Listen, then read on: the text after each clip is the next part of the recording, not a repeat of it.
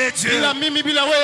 Il demeure Dieu éternellement. Le Dieu capable de sauver. Le Dieu capable de délivrer. Le Dieu capable de changer.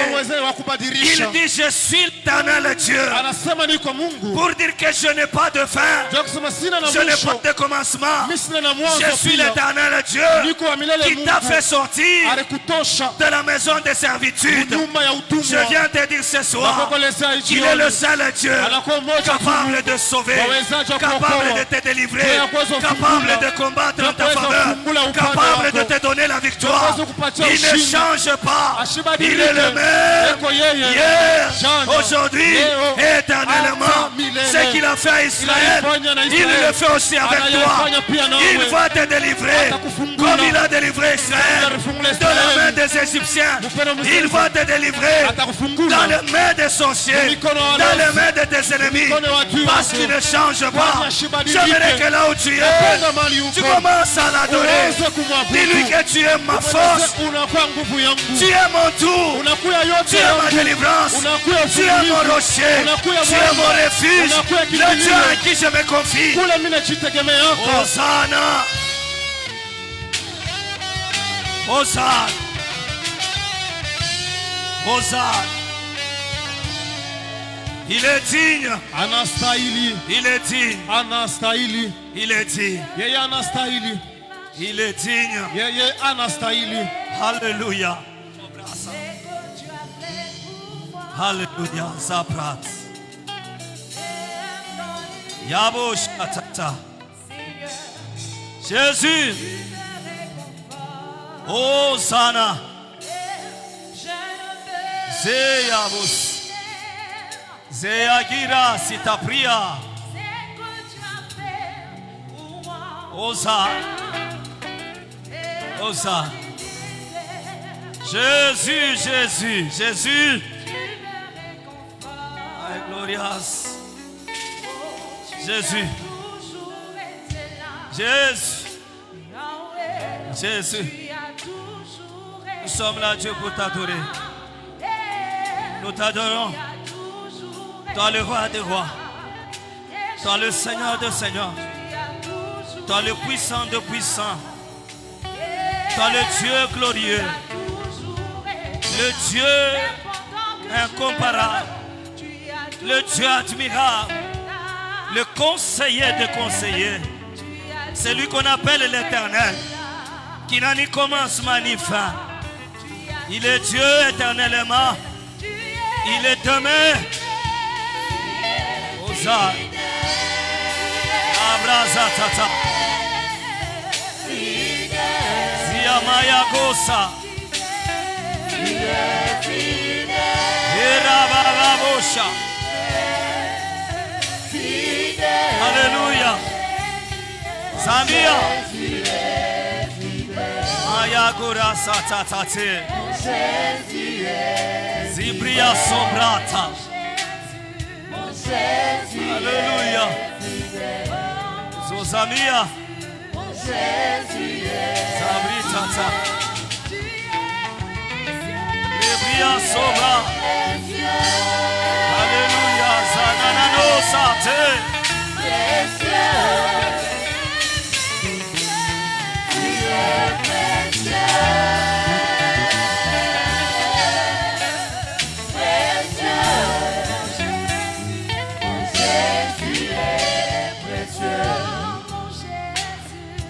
Jésus est précieux.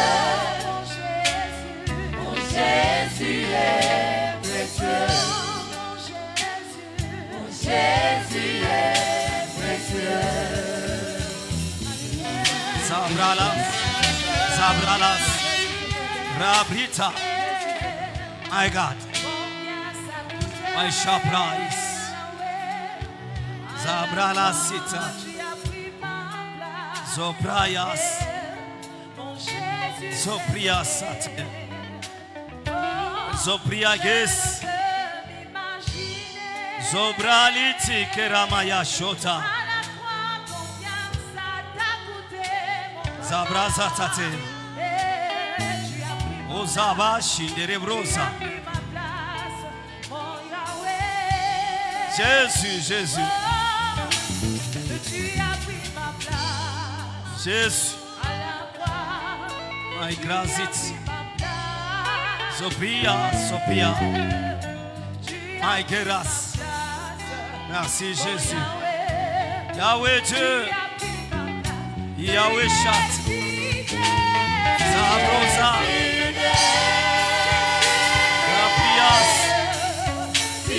Est-ce que tu peux l'adorer? Il t'a fait pour l'adorer.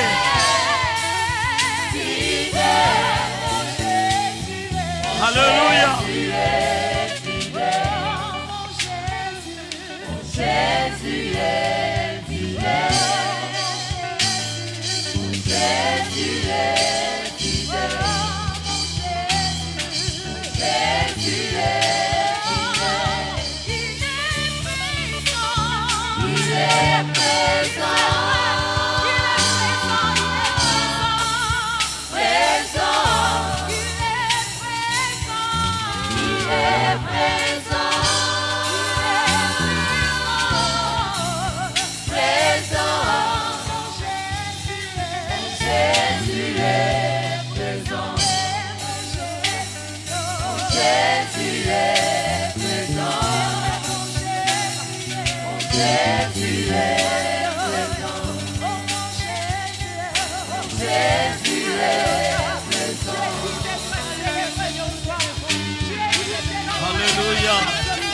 Alléluia.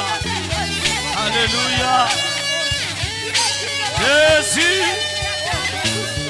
tu es tout pour nous, Jésus. Tu es notre force. Tu es notre rocher. Hosanna. Hosanna. Hosanna. Hosanna. Hosanna. Hosanna. Alléluia. Le roi des rois. Le Dieu glorieux. Le Dieu puissant. Le Dieu.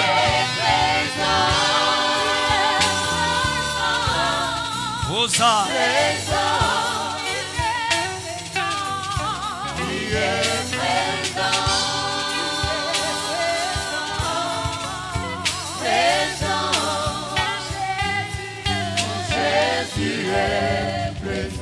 Adore-le, my just.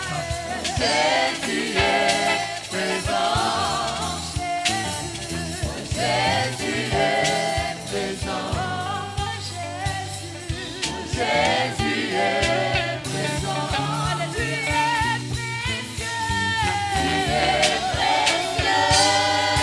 Il est plus que précieux. Jésus est précieux pour toi. Il est précieux dans ma vie, dans ta vie. Il est plus que de l'or. Il est tellement précieux, plus que le diamant. Précieux plus que toutes les pierres précieuses. Oh, alléluia.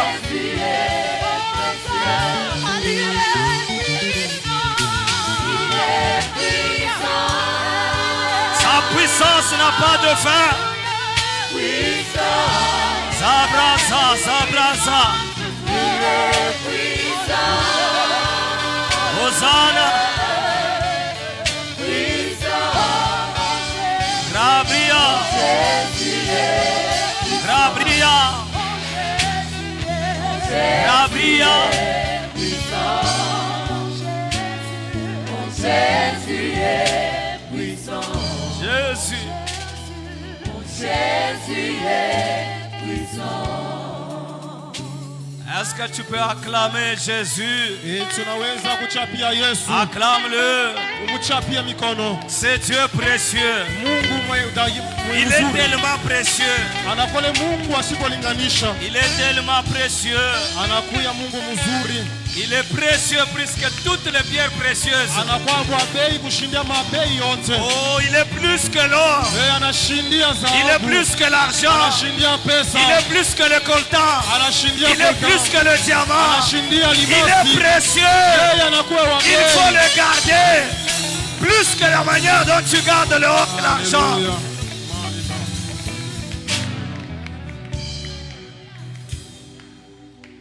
Alléluia.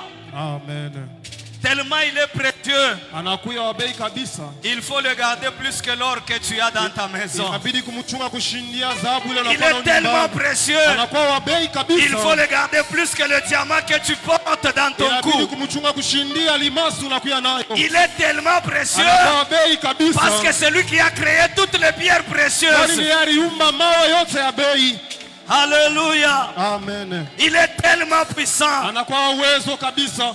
Sa puissance uwezo commence de l'infini à la plus que l'infini. Inaanza bila kula tuyue na kula tuyue paka. C'est pourquoi il dit, afin que vous sachiez kabla muyue quel est l'infini grandeur de sa puissance. Sa puissance est tellement grande et tellement infinie. Oh, est-ce qu'il y a quelqu'un qui comprend ces choses? Il mérite des acclamations. C'est un Dieu infiniment grand. Un Dieu infiniment grand. Oh, est-ce qu'il y a quelqu'un qui peut s'élever et acclamer le Seigneur de gloire? Il mérite. Alléluia. Amen. J'aime Jésus. Plus que de l'or. Plus que de l'argent. Parce que si je suis avec lui, il me donnera l'argent. Il me donnera de l'or. Il me donnera le diamant. C'est pourquoi je l'aime. Je l'aime plus que tout le monde. Alléluia. Amen. Est-ce qu'on peut nous donner un bon cantique là? Tiens-toi debout, nous louons le Seigneur. Est-ce que tu es malade? Est-ce que tu n'as pas de pieds? Demande à ton voisin. Qu'est-ce qui te retient sur la chaise? Est-ce que tu peux te tenir debout? Alléluia. Amen.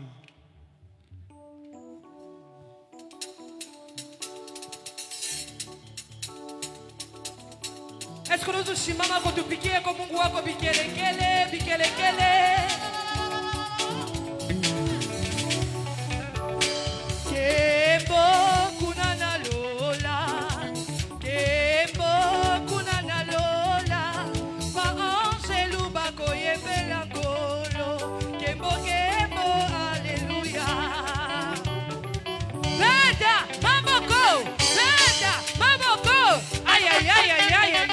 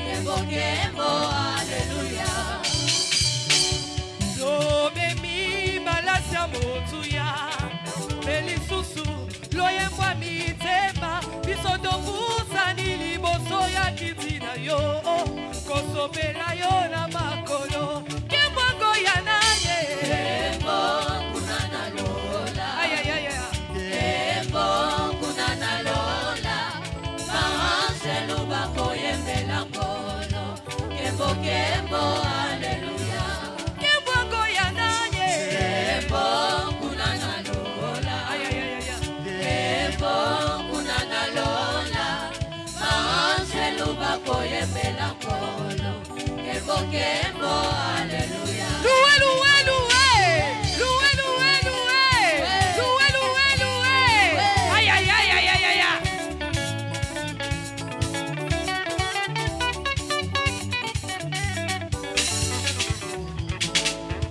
Comment ne pas te louer? Comment ne pas te louer?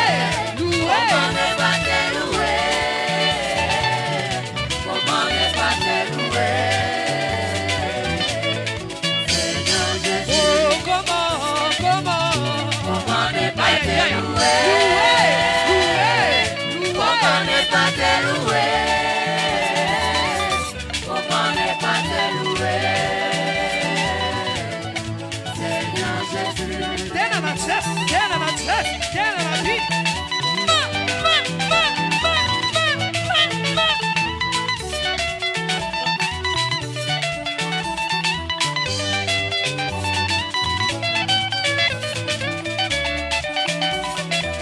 Quand je regarde autour de moi, je vois ta gloire.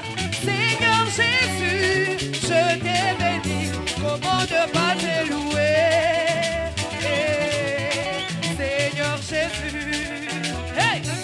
Quand je regarde autour de moi, je vois ta grâce. Seigneur Jésus, je te bénis. Comment ne pas te louer? Seigneur Jésus, oh comment ne pas te louer? Comment ne pas te louer? Comment ne pas te louer? Seigneur Jésus, oh comment comment ne pas te louer? Comment ne pas te louer? Comment ne pas te louer? Seigneur Jésus, nalingi yo Samba Carmele. Yala ndenge komisio. Nalanda yo Samba Carmele. Tala ndenge okomisinga. Tala ndenge okomisinga.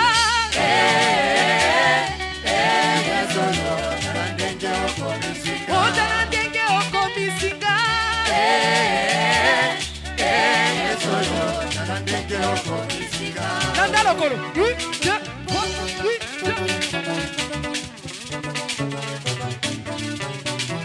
Aïe aïe aïe aïe aïe aïe.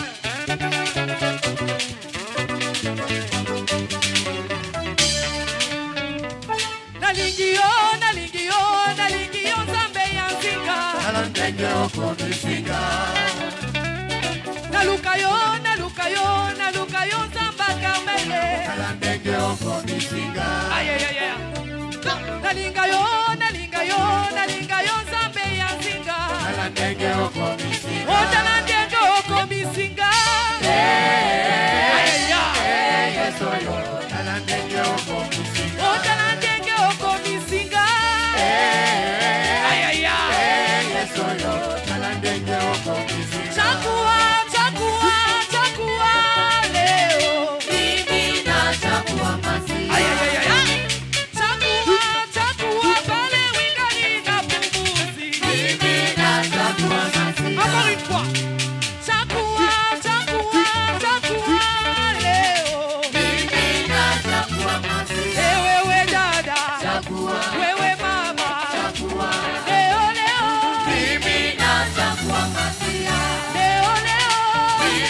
Aïe aïe aïe. Oh chakua leo.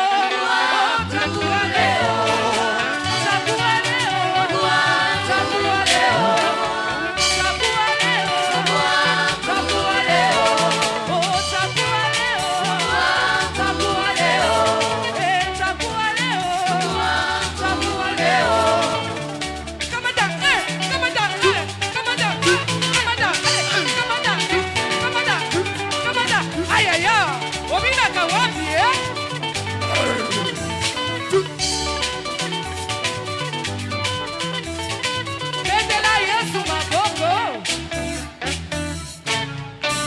Est-ce qu'il y a quelqu'un qui peut acclamer pour Jésus?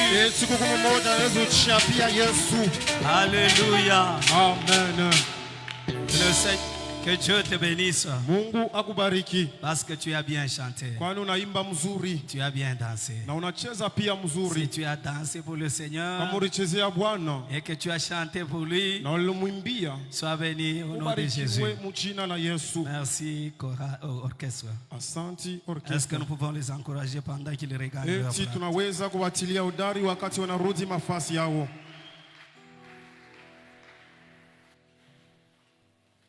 Amen.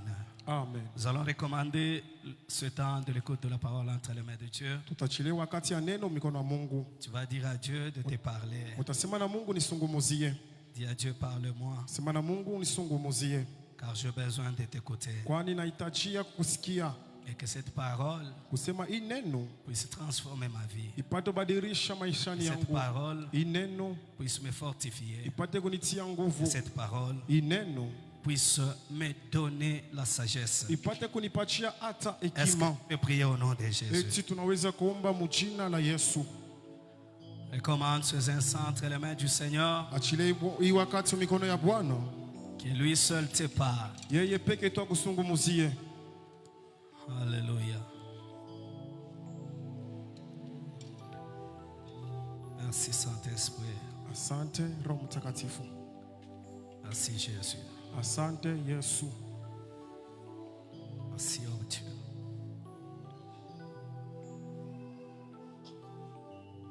Seigneur, merci Bwana, asante pour ce temps que tu nous donnes. kwa wakati unatupatia, Ce temps d'écouter ta parole. wakati ya kusikia neno lako. Parle-nous, Seigneur, cet après-midi, Sema nasi hii jioni, car nous sommes disposés à t'écouter. kwani sisi ni tayari ndio kukusikia. Nous refusons, Seigneur, tout ce qui n'est pas de toi, Tunakatala Bwana yote haiko yako, tout esprit de distraction, mampepo yote ya ulengamisho les chassons loin de nous tunaifukuza mbari et nasi nous renvoyons dans les lieux arides. na tupeleka mbari.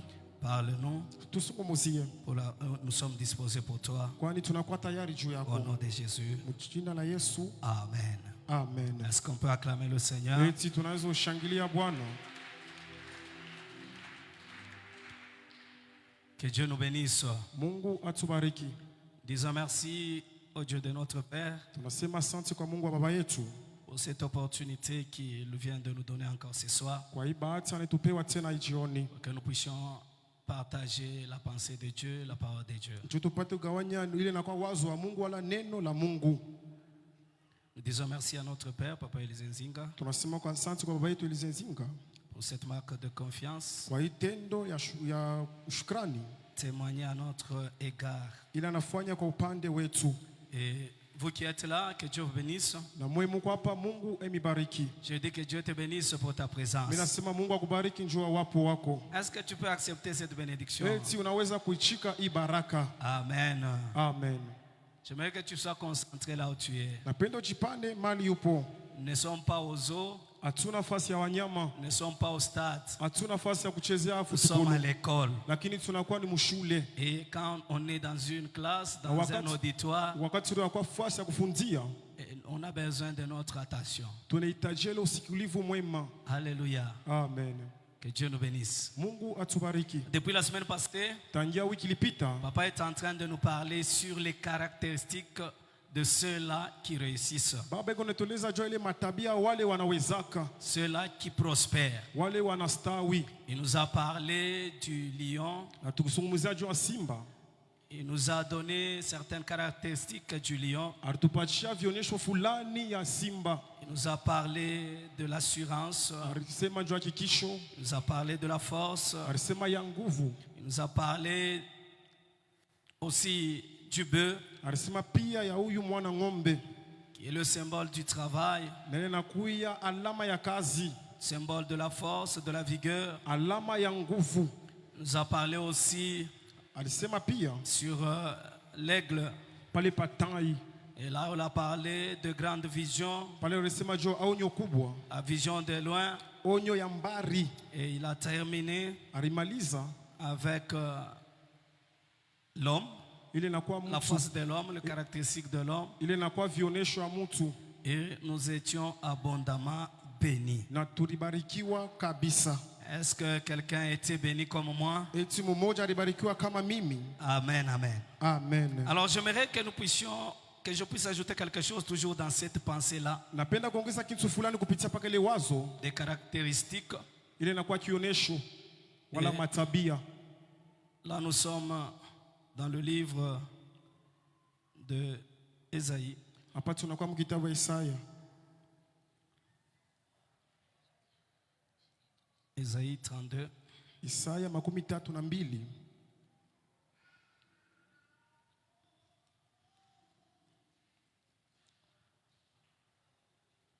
Ésaïe 32, nous lisons le 7e et le 8e verset. Tunasema aya yake ya 7 mpaka 8.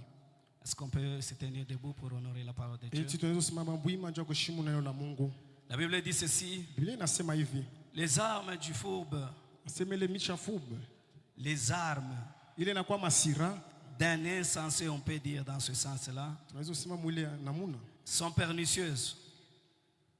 Ils forment de coupables desseins pour perdre le malheureux par des paroles mensongères, même quand la cause du pauvre est juste. Mais celui qui est noble forme de nobles desseins et il persévère dans ses nobles desseins. Amen. Amen. Ce qui nous intéresse beaucoup plus, c'est le verset 8. Il dit, mais celui qui est noble forme de nobles desseins et il persévère dans ses nobles desseins. Amen. Amen. J'aimerais que nous puissions lire encore un autre verset. Nous sommes dans Proverbe. Proverbe 20, 30. Mezali 13. Makumi tatu. Proverbe 30.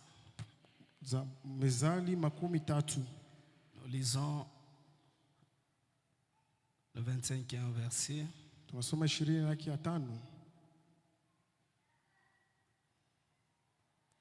Jusqu'au 28e. La Bible dit ceci. On commence à partir du verset 24. Il y a sur la terre 4 animaux petits. Et cependant, des plus sages. Les fourmis. Les fourmis. Peuple sans force. Prépare en été leur nourriture. Les damas. Peuple sans puissance place leur demeure dans les rochers. Les sauterelles n'ont point de roi et elles sortent toutes par division.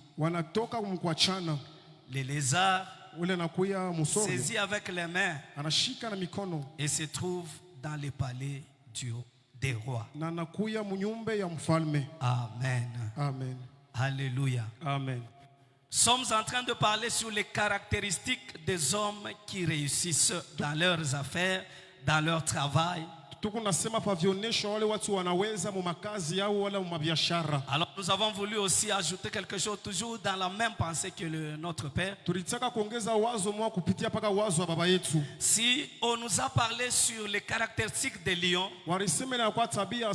les caractéristiques de bœuf, les caractéristiques de l'aigle de l'homme, nous constatons que ce sont parmi les grands animaux. Les animaux féroces, les carnivores. Alors on nous a montré les aspects, les caractéristiques qu'ont tous ces animaux. Et on nous a dit que c'est comme ça que les gens qui réussissent doivent avoir de telles attitudes comme ces animaux ici. Alors moi j'aimerais aussi ajouter quelque chose pour dire que Dieu, il n'a rien fait au hasard. Dieu, tout ce qu'il fait, il le fait avec précision, avec exactitude. S'il a donné à des grands animaux comme le lion, la force, l'assurance, comme l'aigle, de voler, d'aller dans les hauteurs. Mais il n'a pas oublié les petits animaux. Même les petits animaux, tels que nous venons de les lire. La Bible dit qu'il y a sur la terre 4 animaux petits. La Bible reconnaît qu'ils sont petits. Ils ne sont pas grands. Mais dans leur petitesse là, Dieu a caché la grandeur. Alléluia. Amen. Alléluia. Amen. Dans leur petitesse là, Dieu a caché la noblesse. C'est pourquoi Esaïe est en train de dire que les hommes nobles ont de nobles desseins. wanakuya na maile matima ya mzuri. C'est-à-dire ils ont de bons projets. Ni kusema wanakuwa na matengenezo mazuri. Alléluia. Amen. Alléluia. Amen. Est-ce qu'on est ensemble? Eti tuko pamoja. Alors la Bible nous dit, Biblia inasema hivi. il y a 4 animaux sur la terre, Kuku wanyama wanne pa dunia. des petits animaux, Wale wanyama mais wadogo. cependant Lakini chapo plus sages. wanakuwa na hekima kubwa. Alléluia. Amen. Donc pour réussir, Ni kusema jua kuweza. ça ne demande pas seulement la force, Ailombe mbele kuwa na nguvu. ça ne demande pas la vigueur, Ailombe kuwa na nguvu ça ne kabisa. demande pas seulement l'assurance, Ailombe paka hakikisho. mais ça demande aussi la sagesse. Lakini alomba pia hekima. Alléluia. Amen. La sagesse est très indispensable Hekima inakila tuwezi kuiepusha. dans nos entreprises, Mu makampuni yetu. dans nos activités, Mu biashara pour que nous yetu. puissions réussir. Jo tupate kuweza. Celui qui est sage, Ule anakuwa na hekima. il sait comment projeter les choses. Anaona namna gani kutengeneza vitu. Parce que la Bible dit, Kwani Biblia inasema les pensées d'un insensé, mawazo ya ule pumbafu. les armes d'un insensé Ile inakuwa mawazo ya ule peut mjinga. conduire à la perdition. Inaweza kuendesha pembeni. Mais wala celui qui est kupotesha. sage, Lakini ule anakuwa na il a uzamili. des projets de sages. Anakuwa na matengenezo ile inakuwa ya hekima. Donc réussir dans les affaires, Nikusema kuweza mu réussir biashara. dans notre travail, Kuweza mkazi réussir yetu. dans nos activités, Kuweza mu biashara nous yetu. demande aussi la sagesse. Inalomba pia hekima. Alléluia. Amen. Alléluia. Amen. Jésus donne l'exemple de ces 2 personnes qui veulent construire. Yesu analeta mfano wa watu wawili walipenda kujenga. Il dit, Anasema celui qui est insensé, ule anakuwa mjinga il va bâtir sur le sable. atajenga pa bulongo. Mais celui qui est sage, Lakini anakuwa na hekima il va bâtir sur le roc. atajenga pa mwamba. C'est-à-dire, Ni kusema la sagesse hekima nous permet même de choisir dans quel domaine, dans quel terrain nous pouvons aussi nous engager pour investir. inaturuhusu wapi tunaweza kutia jua kuweza Parce que kutumika. construire, c'est un investissement. Kwani kujenga inakuya Mais il faut savoir où il faut investir. lakini inabidi kujua wapi inabidi kutia. Bâtir, c'est un investissement. Kwani kujenga inakuya ni Mais il faut hekima. savoir où investir. Lakini inabidi kujua On wapi n'est pas kutia appelé à hekima. investir n'importe où. Hatuweze kujenga Mais mahali pour bien y popote. arriver, Lakini jua kufika Tu as mzuri besoin de la sagesse. unahitajia hekima. Est-ce que je parle à quelqu'un? Eti nasema na umoja. Je prie pour toi ce soir. Nakuombelea jioni. Que Dieu t'accorde la sagesse. Mungu akupatie Dans tout ce hekima. que tu entreprends, Yote utafanya. que la sagesse de Dieu t'accompagne. Hekima Mungu kusindikize. Alléluia. Amen. Et si la sagesse de Dieu est avec Na toi, kama hekima Mungu iko je pamoja sais que nawe. tu réussiras. Na ya kwamba utaweza. Je sais que tu Ya prospéreras. kwamba utastawi. Parce que là où il y a la Kwani sagesse, mali panakuwa il y a hekima. toujours les bons choix. Panakuwa paka machakuzi mazuri. Et celui qui veut être sage Naona nataka kuya na hekima. doit demeurer avec les sages. Anapashi kuikala na wale Ce soir, je suis venu te dire, jioni nakuwa ne kuelezea. demeure pas avec les insensés. Ushikale na Parce que wapumbavu. leur foi Kwani manjia sont yao des voies de perdition. inaenda manja kupotesha. Cherche là où il y a la sagesse. Tafuta mali pepe Demeure hekima. là où il y a la Na sagesse. keti pale panakuwa hekima. Alléluia. Amen. Alléluia. Amen. 4 animaux Wanyama waine petits wadogo mais kabisa plus sages. lakini wanakuwa na hekima Si la Bible kubwa. dit que plus sage, Biblia inasema hekima kubwa. réellement c'est plus sage. Hakika ni hekima kubwa. Alléluia. Amen. Est-ce que je parle à quelqu'un? Eti nasema na mmoja. Donc, la sagesse est aussi nécessaire Ni kusema hekima inakuwa muhimu kabisa lorsque nous travaillons wakati tunatumika dans nos activités, mwa biashara yetu, dans notre travail. mu makazi Nous devons yetu. demander à Dieu, Tunapasha kulomba Seigneur, Mungu, Bwana, accorde-nous de la sagesse utupatie kwa pour que hekima. nous puissions prospérer, Je tupate pour que nous kustawi. puissions Je réussir. tupate kuweza. Alléluia. Amen. Un insensé Ule mjinga ne peut pas réussir. ashiweza kuweza. Un fou, Ule mwenda mazimu il n'a même pas de projet. asina tena matengenezo fulani. Donc la sagesse Ni kusema hekima est indispensable inakwela tuwezi pour kuepusha réussir. jua kuweza. Je prie que Dieu Naomba Mungu nous donne la sagesse apate upatia pour hekima entreprendre des choses jua kufanya vitu dans cette église. mwi Que kanisa. nous soyons des hommes et des femmes remplis de la sagesse de Dieu, Kwa wanawake na wane wale wakunjana ni afin hekima d'entreprendre des choses qui vont étonner le monde. jua kufanya vitu vinasutusha ulimwengu. Alléluia. Amen. 4 animaux, wanyama waine de petits, wanakuwa waloko kabisa, cependant japo de plus sages. wanakuwa na hekima kubwa. Bien-aimé, sois sage. Mpendwa, kwa na hekima. C'est pourquoi j'aime Salomon. Juko maana napenda Salomoni.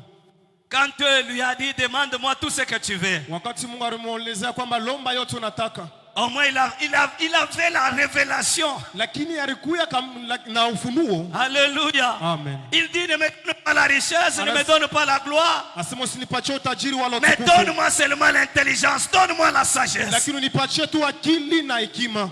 Alléluia. Amen. Un homme sage Mtu wa hekima est capable d'avoir la richesse. anakuwa na mawezaji ya kupata utajiri. Est-ce qu'il y a quelqu'un qui comprend? Etu mmoja anasikia. Alléluia. Amen. La sagesse Hekima peut te donner la richesse. inaweza kupatia utajiri.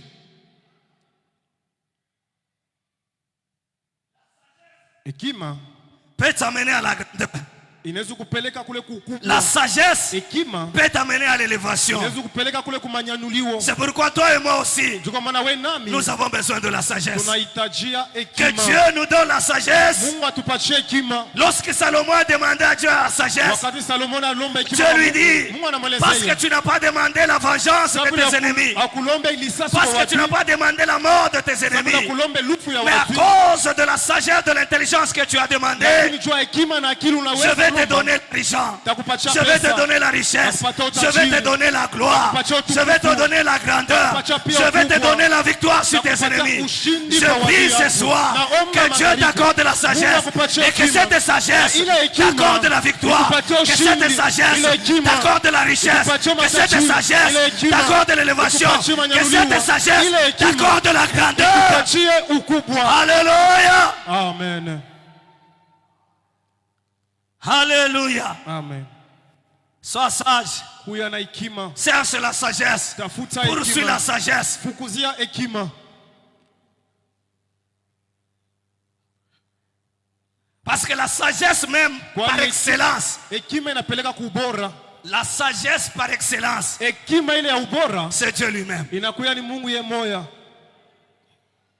C'est lui-même la sagesse des sages. ni yeye anakuya mwenye hekima, wale wanakuwa na hekima wote. Quand vous regardez ce qu'il a créé, Ukitazama yote vous allez aliumba, découvrir qu'il y a la sagesse ici. mutatazama kwamba hapa panakuwa tu hekima. Alléluia. Amen. Il y a de l'intelligence. Munakuya akili, Alors cherche la sagesse. tafuta Dans hekima. tout ce que tu entreprends, Yote unaweza dans tout ce kufanya, que tu fais, yote tu unafanya, as besoin d'être sage. unahitajia kuwe na hekima. Alléluia. Amen. Alléluia. Amen. 4 animaux petits, Wale wanyama waine waloko, mais plus sages. lakini wanakuwa na hekima kabisa. Ça me ramène à ce parabole des talents. Inanipeleka muhimu fumbo ya talanta.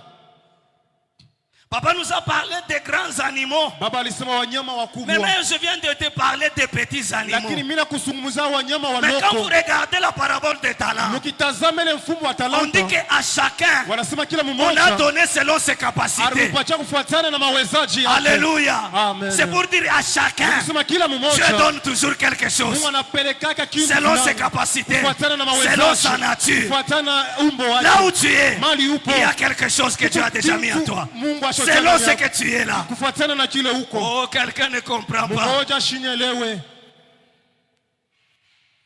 Il y a toujours quelque chose Kupaka kintu que Dieu fulani. t'a déjà donné. Mungu Tel ashakupatia. que tu es là, Mpaka pale huko. tel que tu es là, Vile uko il y a pale. quelque chose Huku kintu. que Dieu t'a donné Mungu alikupatia. qui est différent Inakuwa na de ce que tofauti ton voisin ya a. ile jirani wako. Ce que tu as donné Ile Mungu alipatia au lion, kwa wale ce n'est pas usimba. ce qu'il a donné au bœuf. Aina alipatia Ce n'est mwana pas ce qu'il a ng'ombe. donné au taureau. Aina alipatia Ce n'est pas ng'ombe. ce qu'il a donné à Aina l'aigle. alipatia Ce n'est pas tai. ce qu'il a donné à l'homme. Haiko De alipatia même, ce mtu. que Dieu a donné Vile Mungu alileta aux fourmis, kule kwa ce n'est pas ce wanyengelele. qu'il a donné.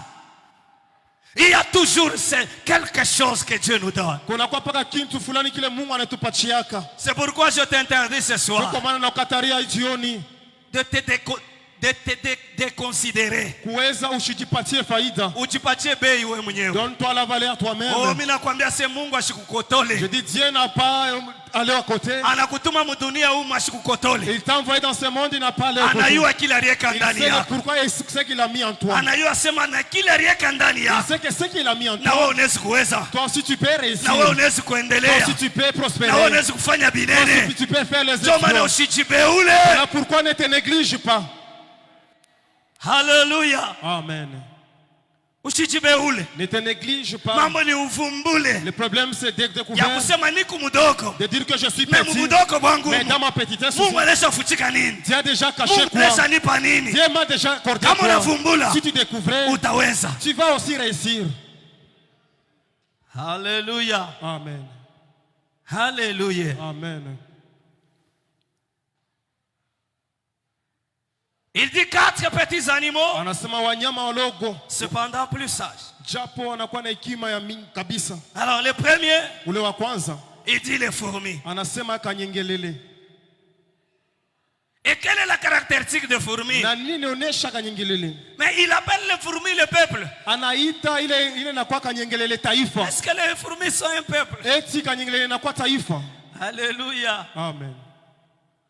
C'est-à-dire il ne parle pas des fourmis. Kusema shisengumuzie wa Il kanyengelele. parle des hommes. Lakini Parce que anasemezea si watu. c'était les fourmis, Kwani keri kwa il n'allait kanyengelele. pas parler d'un peuple. Ashipaswa kusema juu ya taifa.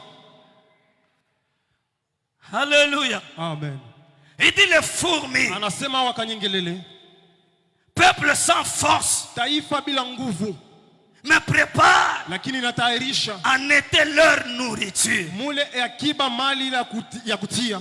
Il prépare Anatayarisha chakula chake leur nourriture wakati ya mavuno, à l'ère d'été, à l'heure de la récolte, wakati ya mavuno, selon d'autres traductions. kufuatana na ile inakuwa msemo mwingine. Les fourmis, Ile manyengelele ils savent qu'ils n'ont pas de force. anaya kwamba wana na nguvu, Ils savent bien qu'ils n'ont pas de champ. wanaya kwamba wana na mashamba, Ils n'ont pas de force pour cultiver. hawana na nguvu za kuweza kulima.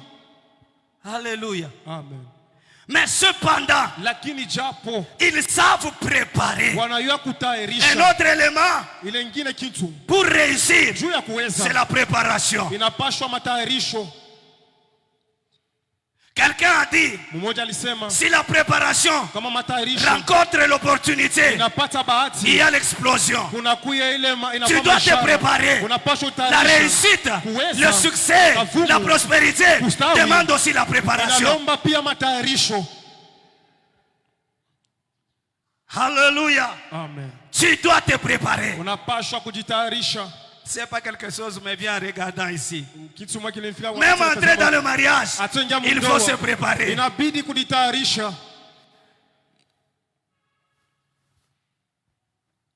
On n'entre pas seulement comme ça, Hawaingi yake tu bule bule. sans préparation. Bila matayarisho. Si tu entres sans préparation, Kama ukiingia bila matayarisho, tu vas aussi sortir sans préparation. utatoka bila Même matayarisho. entrer dans le mariage, ça demande la préparation. Atele inakuwa ya Tu ndoa dois te inastahili. préparer. Unapashwa Pour kujitayarisha. réussir dans ton mariage, Kuweza mundoa il faut la yako. préparation. Inabidi matayarisho. Alléluia. Amen.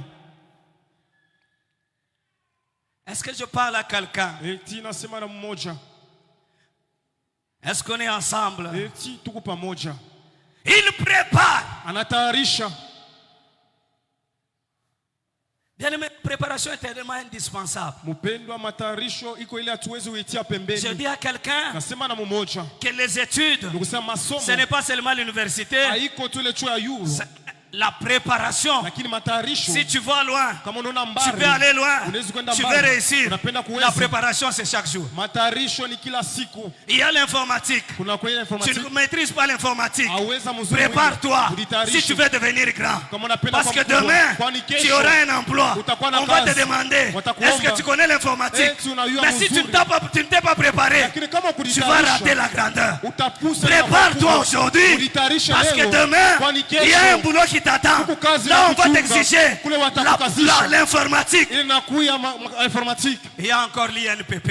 Kule kuna kuya Il faut aller INPP. apprendre là-bas. Inabidi kwenda kujifunza kule. Que je parle à quelqu'un. Eti nasema na mmoja. Alléluia. Amen. Est-ce que je parle à quelqu'un? Mon frère, tu as fini les études. Ah, il n'y a pas de cash. On a chunga cash. Na il y a informatique. Ah, il y a anglais. On a sema misha kusha maso. Mais quand je l'ai na chung, il est au kulomba anglais. Va te préparer. Va apprendre l'anglais. Va apprendre l'informatique. Ça va t'amener à la grandeur. Tu veux réussir, prépare-toi aujourd'hui. Tu veux devenir grand demain, prépare-toi aujourd'hui. Ce que tu fais aujourd'hui détermine ce que tu seras demain.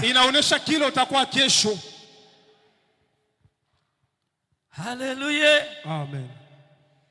Ça passe ou bien ça casse? Inapita wala inavunja. Tu dis quoi? Unasema nini? Ça passe. Inapita. Que Dieu soit loué. Mungu apewe sifa. La préparation est tellement indispensable. Tu aspires au ministère. Prépare-toi aujourd'hui. Aujourd'hui. Prépare-toi maintenant. Là. Tu aspires à travailler demain puissamment. D'avoir une grande connaissance. La préparation ce n'est pas demain. La préparation c'est aujourd'hui. Tu veux réussir dans ton ministère. Tu veux aller loin dans le ministère. Commence à te préparer aujourd'hui. Lorsque la préparation va rencontrer l'opportunité, il y aura le succès. Il y aura le succès. Frère, même si tu as des prophéties, tu seras un grand prophète, un grand bishop, un homme de Dieu puissant. Bien aimé, la préparation c'est aujourd'hui. Si tu ne te prépares pas aujourd'hui, ces prophéties-là resteront une lettre morte. Quand Dieu parle, c'est que tu dois comprendre que je dois me préparer. Dieu ne te parle pas pour que tu restes sans rien faire. Dieu te parle que demain il y a la grandeur. Tu seras puissant, tu seras grand, tu iras loin. Mais la préparation est indispensable. Prépare-toi aujourd'hui. Équipe-toi de tout ce qu'il faut pour que demain, lorsqu'il y aura l'opportunité, qu'il y ait du succès. Qui a du succès?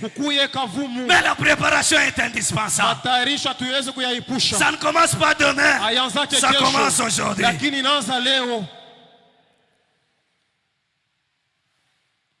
Je disais à certains amis,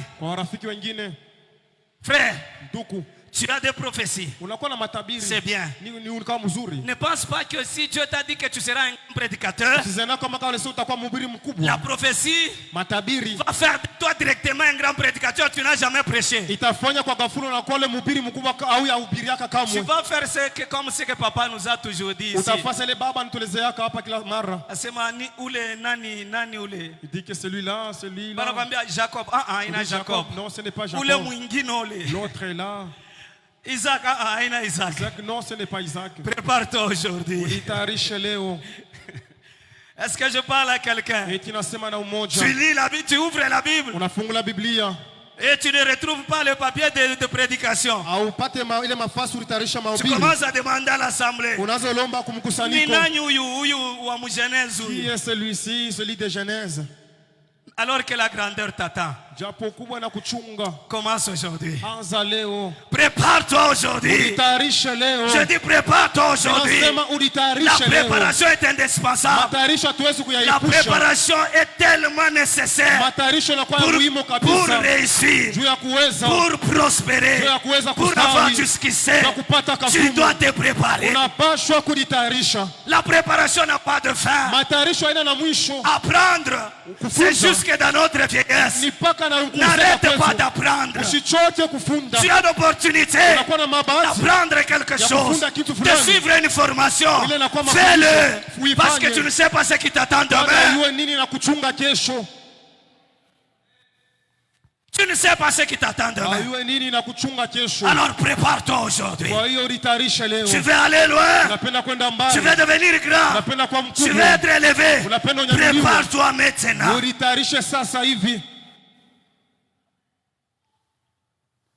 Prépare-toi.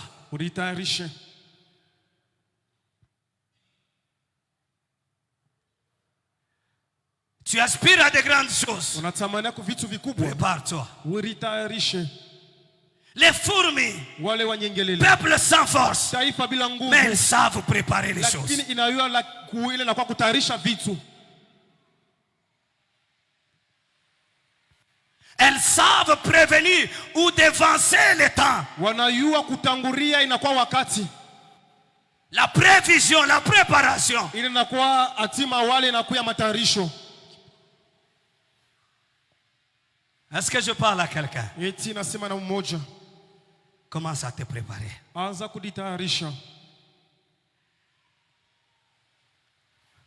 Si tu veux réussir, Kama unataka kuweza, commence à te préparer. anza kujitayarisha. Tu veux aller loin, Unataka kwenda mbali, réussir dans tes activités, uweza mbiashara réussir yako, dans ton travail. uweza mkazi yako, Prépare-toi aujourd'hui. ujitayarishe leo. Sans préparation, Bila matayarisho c'est difficile de percer. inakuwa kigumu kwenda mbali wala C'est kutobola. difficile de réussir. Inakuwa kigumu kuweza. C'est difficile d'avoir du succès. Inakuwa kigumu kupata ile inakuwa kavumu. Alléluia. Amen. Alléluia. Amen. C'est pourquoi je t'exhorte ce soir. Ndio kwa maana nakusubutisha jioni. Continue à te former. Endelea kule kuna kwa Continue à apprendre. Endelea kufunza. Fais des formations. Fanya ile majifunzi. C'est pour ton bien. Ni juu ya mazuri yako. Je dis que c'est pour ton bien. Nasema na kwa njoo ya mazuri yako. Tu as l'opportunité.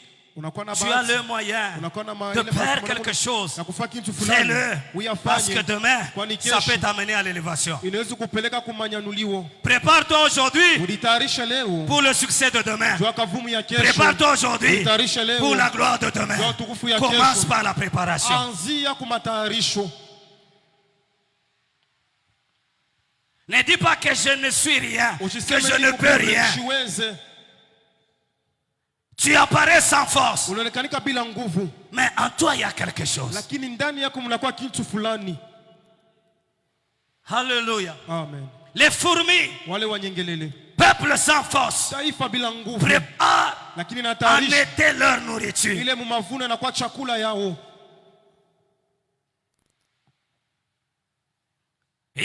Elles savent que Anasema wanajua pendant l'été, wakati ya mavuno il faut récolter. inabidi C'est là où les gens Ndio récoltent. pale watu wanavuna. Alors on ne va pas tout manger. Ndio kusema tuweza kula On yote. doit manger Tunapasha kula. et on doit aussi stocker. Lakini tunapasha Parce utia que l'été va passer. Kwani mavuno Et lorsque itapita. l'été va passer, Wakati mavuno il y aura itapita. l'hiver. Kutakuya Et ile quand ma- l'hiver va Wakati venir, mapando il y aura itapita. la sécheresse. Kutakuya Il n'y aura pas kukauka. de nourriture. Hakutakuwa chakula. Ça demande ça ne demande pas seulement la préparation, Hailombe tu matayarisho. ça demande aussi l'organisation. Lakini nalomba tena ile Il matengenezo. faut être organisé. Inabidi kuwa na Pour matengenezo. réussir dans la vie, Kwa kuweza maishani. l'organisation Matengenezo. est indispensable. Inakwela tuweze Les kuyatia hommes, les pembeni. femmes qui ne sont pas organisés, Wale watu ils hawatengeneze ne peuvent pas aller loin. Hawawezi kwenda mbali. Organise-toi. Ujitengeneze. Alléluia. Amen. Organise-toi. Fanya matengenezo.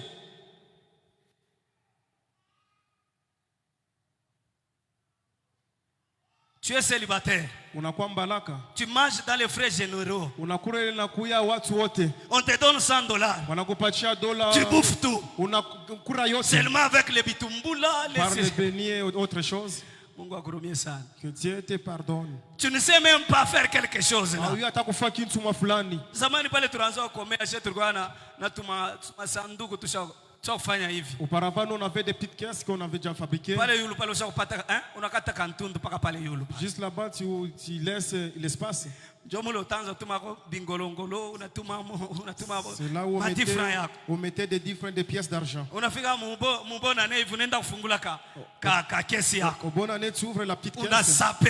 Et là tu vas même saper. Wewe banakupatia $100 unakula yote. Toi on te donne $100 tu gaspilles tout. Mungu akurumie. Que Dieu te pardonne. Alléluia. Amen.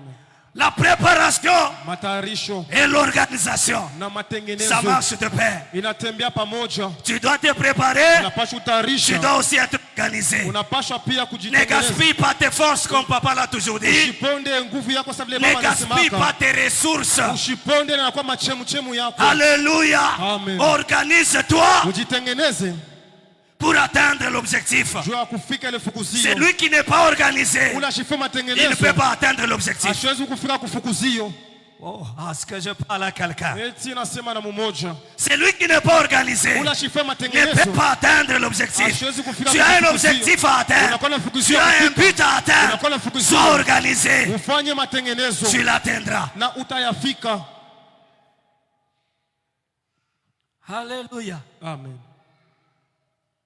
Et la Bible nous donne l'exemple d'une fourmi Na Biblia inatupatia mfano au qui est un homme. anakuwa mtu. Un homme fourmi. Muntu ule kanyengelele. Alléluia. Amen. Si nous sommes en Genèse, Kama tunakuwa mwanzo. je crois que c'est Genèse, Tanzania. nous connaissons l'histoire, Genèse 41. Mwanzo 41. C'est l'histoire de Joseph Inakuwa disa Yusufu. avec Pharaon. Pamoja na Nous Farao. connaissons tous cette histoire. Tunajua mzuri disi. Alléluia. Amen. Pharaon fait le songe Farao anafanya ndoto. que nous connaissons. Ile tunayajua. Il voit les épis gras. Anaona ile vimpunja vikubwa. Cet épi gras. Ile vimpunja vikubwa. Après un temps, Baadaye il voit aussi cet épi maigre. anaona tena ya muloko. Et puis il voit que les gras Kisha anaona sont makubwa. avalés par les maigres. Inamezewa kwa ile Il voit aussi les vaches grasses. anaona pia wangombe Cette wanene. vache grasse Wale wangombe qui wanene. sortait des eaux. Wanaotoka mumaji. Après, il voit aussi cette vache maigre. Na kisha anaona wengine Les maigres wasaba commencent waloko. à engloutir les gras. Wale wangombe waloko wanazo. Il était dans le sommeil. Alikuwa msingizi. Après, il sursaute. Kisha kashuka. Il se demande Akajiuliza. qu'est-ce que signifie ce songe. Nini inamaanisha hii ndoto? Il appelle tous ces magiciens Akaita wachawi wote. sans interprétation. Bila hata Alors on lui kufundisha. dit, Akasema il hivi. y a quelqu'un Huku mmoja. qui est dans la prison. Anakuwa mgereza. Il peut donner Anaweza l'interprétation. kuleta ile On appelle mafafanuzi. Joseph. Wanaita Yusufu. On lui dit, Wanamwelezea. Joseph, Yusufu. il y a le roi Huku mfalme. qui te cherche. Il Anakuhitajia. est préoccupé. Anakuya na mambo par un fulani. songe. Kupitia ndoto. Joseph arrive. Yusufu akakaribia. Le roi lui dit, Mfalme akamwelezea. écoute, Sikia. pendant mon sommeil, Wakatika je vis ceci, Mimi naona hivi. je vis cela. Mimi naona hivi pia. Joseph lui dit, Yusufu akamwelezea. oh, Ewe. si la chose se répète comme ça, Kama vitu vinarudia c'est que hivi. c'est sérieux. Ni kusema inakuwa muhimu. Alors ce que le roi a vu, Ile mfalme c'est alifanya. une seule chose. Ni kitu Je moja. vais seulement dire Mungu alipenda qu'il y useme. aura cette année Kutakuwa miaka 7 d'abondance. ya utele. Après cette année d'abondance, Kisha ile miaka il y 7 aura aussi cette année kutakuwa miaka de 7 sécheresse. ya njala wala Alors kifo. le roi dit, Mfalme akasema. qu'est-ce qu'on peut faire? Nini tunaweza Joseph kufanya? dit, Yusufu akasema. faisons comme les fourmis. Fanye sawa nyengelele. Alléluia. Amen. Alléluia. Amen. Faisons comme les fourmis. Fanye sawa Ne nyengelele. mangeons pas tout. Tushikure Parce yote. qu'après ces 7 ans, Kwani baadaye nous miaka risquons de 7 souffrir. tunaweza Alors kuteseka. qu'est-ce que nous pouvons faire? Nini tunaweza Nous fanya? allons manger Tutakuria. et nous allons préparer Na tutatayarisha. quelque part Fasi là où moja. nous allons commencer à stocker. Kule tutaanza Parce que tia. lorsque les 7 ans vont passer, Wakati miaka 7 itapita. ce que nous allons stocker là, Ile tutatia ça va mpembeni. nous servir. Itaweza C'est tusaidia. pourquoi je dis, Ndio kwa maana mimi nasema pour réussir, juu ya kuweza pour atteindre le but, na kufika il faut fukuzio. aussi l'organisation. Inabidi pia matengenezo. C'est là où nous rentrons Ndio kule tunarudia. dans ce que papa nous avait parlé Baba tukuzungumzia. sur l'épargne Pale pale. et l'investissement. Na ile inakuwa chini. Joseph a compris Yusufu que les akaelewa. fourmis, Wanyengelele. lorsque pendant la récolte, Wakati ya ils ne mavuno. mangent pas tout. Hawakuri yake Ils yote. font aussi l'épargne. Wanafanyaka L'épargne, pembeni. Ile kutia c'est pembeni. pour lutter Ni jua dans kuweza. de mauvais jours. Mule umawasi Je dis à mabaya. quelqu'un, Nasema na mmoja. c'est possible Inawezekana. de rencontrer les mauvais jours. Kupata ile Alors masiku pour mabaya. résister Lakini jua aux kuyashinda. mauvais jours, Masiku mabaya. prépare-toi aujourd'hui. Ujitayarishe leo. Organise-toi aujourd'hui. Ujitengeneze Parce que leo. les mauvais Kwani jours masiku mabaya peuvent toujours exister. inaweza kuishi pia. Est-ce que je parle à Yesu quelqu'un? anasema na mmoja. Alléluia. Amen. Alléluia. Amen. Pour faire face aux mauvais jours, Jua kuweza kupingana il faut se préparer aujourd'hui. inabidi kujitayarisha Il faut leo. être organisé. Inabidi kufanya matengenezo leo. Les mauvais jours Masiku mabaya existent toujours, bien aimé. inaishi inakuyaka kumpendwa. Ukwe mukristo, Que tu sois chrétien, usikwe mukristo, que tu sois pas chrétien, unaweza kukutana na masiku mabaya. faut aussi te rencontrer avec des mauvais Mais juu jours. ya kupingana, Mais pour résister, kuweza pour réussir, kushipata pour résister muile masiku à mabaya, ces mauvais jours, ujiprepare il leo. faut se préparer aujourd'hui. Alléluia. Amen. Ujiprepare leo. Prépare-toi aujourd'hui. Est-ce que c'est possible Kwani inawezekana que le vent contraire souffle? ile mampepo Pendant kinyume que ça n'a pumzi- pas encore soufflé, wakati hayapumzika hayapumua, tire très attention. keba ange, Prépare-toi. ujitayarishe, Organise-toi. Dans ujitengeneze. ce que tu trouves, Mwili unapata épargne, weka pembeni, investis. weka Pour que pembeni. lorsque les mauvais jours vont venir, Wakati masiku mabaya tu itakaribia, resteras inébranlable. utabakia imara. Alléluia. Amen. Tu resteras inébranlable. Utabaki imara. C'est pourquoi tu dois te préparer aujourd'hui. Tu dois t'organiser. Ma soeur, mon frère, ne gaspille pas tes ressources. Même les deux qu'on te donne, organise-toi. Aie aussi ta caisse. Tu ne sais pas demain. Alléluia. Amen. Tu ne sais pas. Commence par te préparer. Commence par t'organiser. Est-ce que je parle à quelqu'un? Alors Joseph dit, j'ai la révélation. Il dit au roi, ne mangeons pas tout. C'est tellement abondant. Vous savez, l'abondance des fois fait amène quelqu'un dans l'ivresse.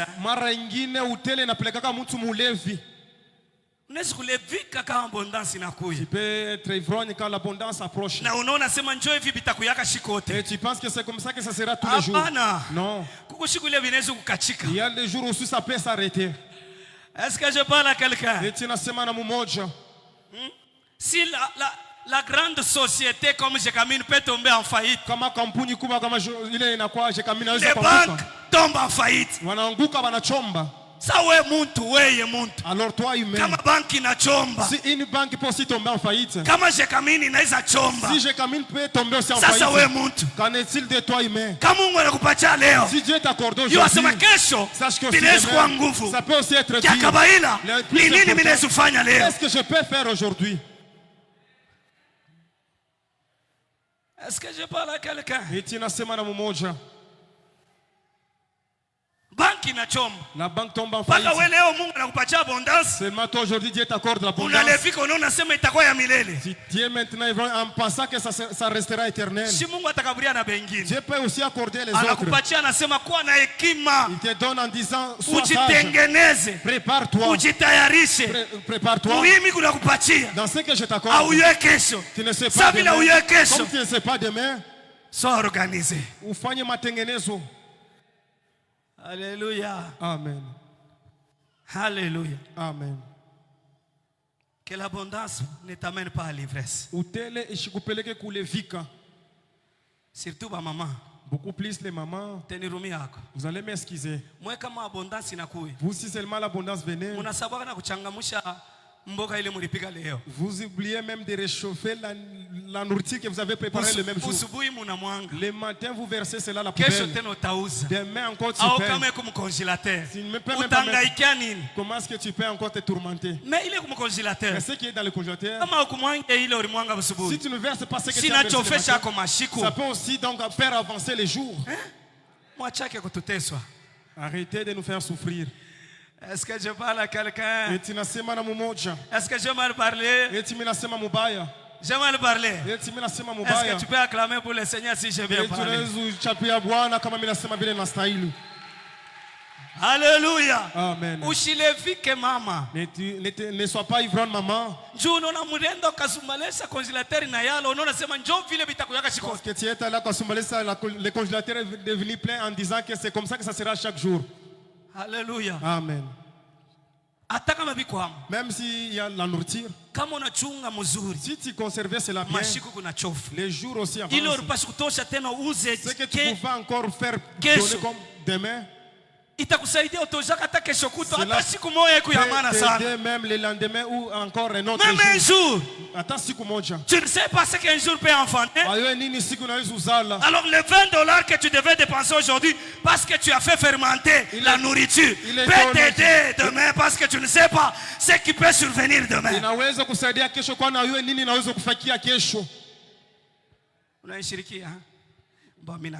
Alors je change. On évolue. Les fourmis, ils savent que pendant qu'on est en train de récolter, il faut emmagasiner. Il faut épargner. Parce que demain, il n'y aura plus de récolte. On risque de mourir. C'est ce que Joseph a compris. Il a pris la sagesse de fourmis. Il a dit au roi, pour remédier à cette situation, qu'on construise plus de magasins, tuyenge maduka, des dépôts. mafasi ya kutia. Là, on va commencer à stocker. Ule tutaanza kutia akiba. Les années d'abondance là, Miaka ile ya on utele. va épargner, on va mettre là-bas. Tutatia pembeni, tutatia Lorsque akiba. ces années vont passer, Wakati miaka itapita, nous allons commencer maintenant, tutaanza sasa. pendant les temps fâcheux là, Ile wakati ya mabaya, pendant les temps difficiles, ile wakati ya matatizo, nous allons faire recours à cela. tutaanza sasa itaanza kutusaidia. Joseph a préparé les 7 ans de faim. Yusufu akatayarisha ile miaka 7 ya njala. Comme les fourmis en font pour leur dans l'été. Sasa vile wanyingine ile wanafanyika wakati ya mavuno.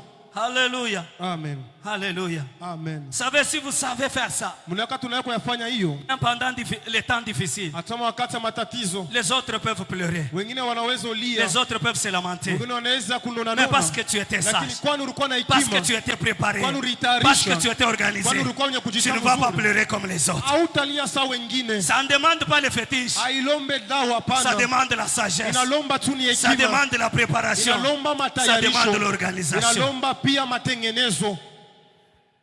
Alléluia. Amen. Sois sage. Kuya na hekima. Quel que soit le temps Ingekuwa mawakati que tu peux passer, rencontrer, unaweza kukutana nayo. sois sage. Kuya na hekima. Alléluia. Amen. J'ai dit sois sage. Nasema kuya na hekima. Joseph, Yusufu, un homme noble mtu mzuri avec de nobles projets. na inakuwa na matengenezo fulani ya mazuri. Kuya kuna na matengenezo ya bien. Et aussi de bonnes préparations. De bons projets Ile matengenezo mazuri. pour ton avenir, Juu ya hatima yako. pour ta vieillesse. Juu ya ile wakati Papa nous utazeka. dit toujours, Baba nayasemaka. la force que tu as aujourd'hui, Nguvu kunayo leo. sache que demain, Yua kwamba kesho elle ne sera plus là. haitakuwa yako. Il y a ce que tu fais aujourd'hui Kuko ile unafanya leo. à cause de la force que tu as. Juu ya nguvu unakuwa nayo. Mais demain, Lakini kesho tu ne sauras pas faire ce que tu fais aujourd'hui. hautaweza kufanya ile unafanya leo. Alors prépare-toi Kwa hiyo pour itayarishe faire face ya kuweza à kupingana ce qui t'attend demain. kwa ile na kuchunga kesho. Alléluia. Amen. Alléluia. Amen.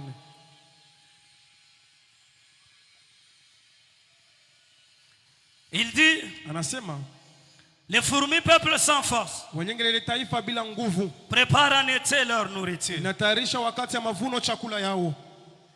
Et le deuxièmement, il dit, Na ya pili anasema, les damas, asema ule dama peuple sans puissance, taifa bila uwezo, placent leur demeure lakini natia ile makao yao dans le rocher. mule mumwamba.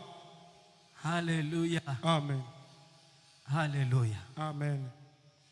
Les damas, Huyu nyama le dama, peuple sans puissance, taifa bila nguvu, placent inatia leur demeure makao yao dans le rocher. mule mumwamba. Amen, amen. Amen.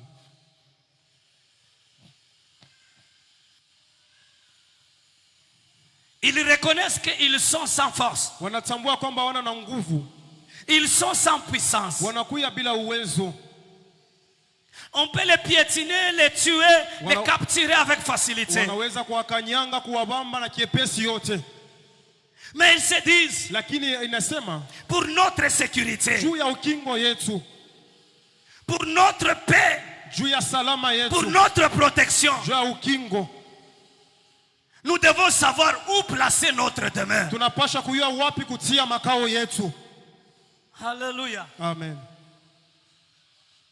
Nous sommes sans puissance. Sisi tunakuwa bila uwezo, Mais pour que nous ayons la sécurité, lakini jo tukwe na ile ukingo, pour que nous ayons la protection, jo tukwe na ile ukingo, nous devons chercher tunapasha kutafuta là où nous devons placer notre demeure. wapi tutatia makao yetu. Alors, par la sagesse, Kupitia hekima ils trouvent l'heure, ils se disent, wanapata, wanasema plaçons notre demeure tutie makao yetu dans le rocher. umu mwamba. Alléluia. Amen. Dans le rocher. Ndani ya mwamba, C'est là où nous serons en sécurité. jo mule tutakuya mukingo, C'est là où nous serons protégés. jo mule tutaweza kuficha C'est là où nous pouvons trouver la paix. jo mule tutatanisha na kwa Parce salama, que le rocher kwani mwamba reste stable. inabakia imara. Le rocher Mwamba reste inébranlable inabakia bila matikiziko pour entrer dans le rocher, il faut du travail. Alléluia. Amen. Pour attraper ce qui est dans les rochers, il faut du travail. Il faut le marteau. Il faut le birin. Pour entrer à l'intérieur du rocher. Alléluia. Amen.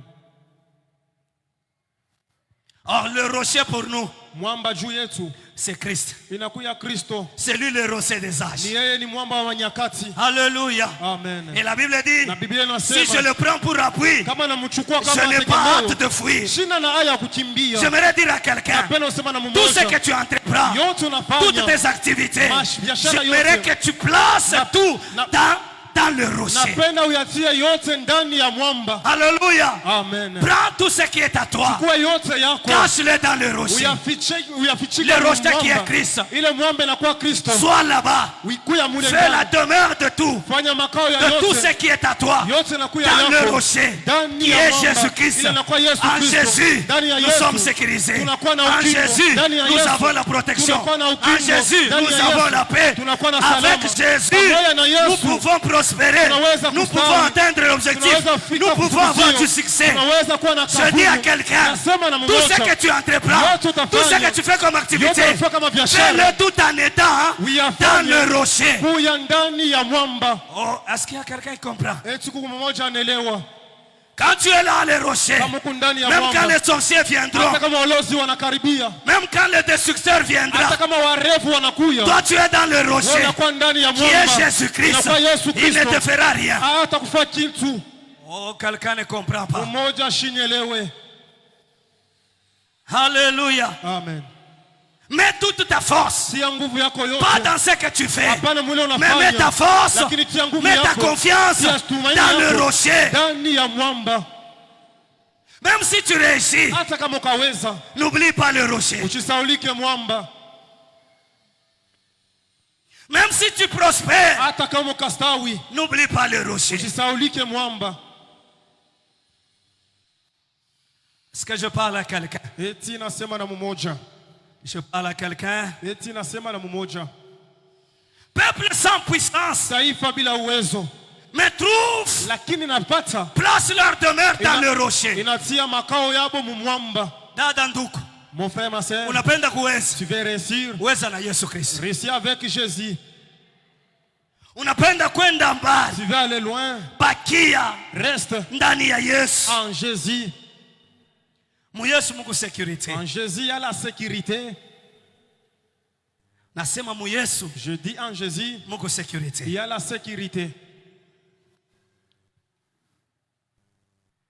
Alléluia. Amen. Alléluia. Amen. Vous vous souvenez de la parabole de cet homme qui était Jérusalem vers Jéricho? Il avait son argent. Mais il a quitté Jérusalem. Ville de paix. Ville de sécurité. Il se rendait à Jéricho. Mais chemin faisant, il tombe entre les mains des brigands. Et il a tout perdu. Je prie pour quelqu'un. Ne quitte pas le rocher. Travaille tout en étant dans le rocher. Fais toutes tes activités tout en demeurant dans le rocher. Dehors du rocher, il y a le danger. Il y a l'insécurité. On peut te piller de tout ce que tu as. On peut t'arracher tout ce que tu as.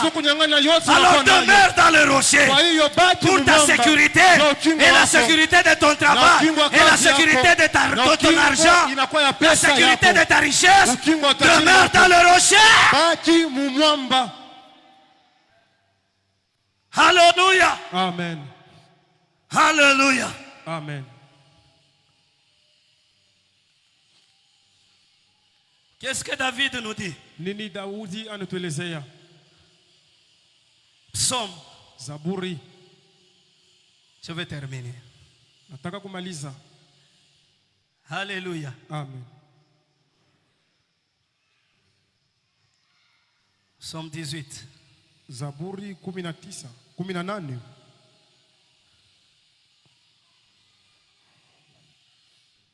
Psalm 18. Zaburi 18.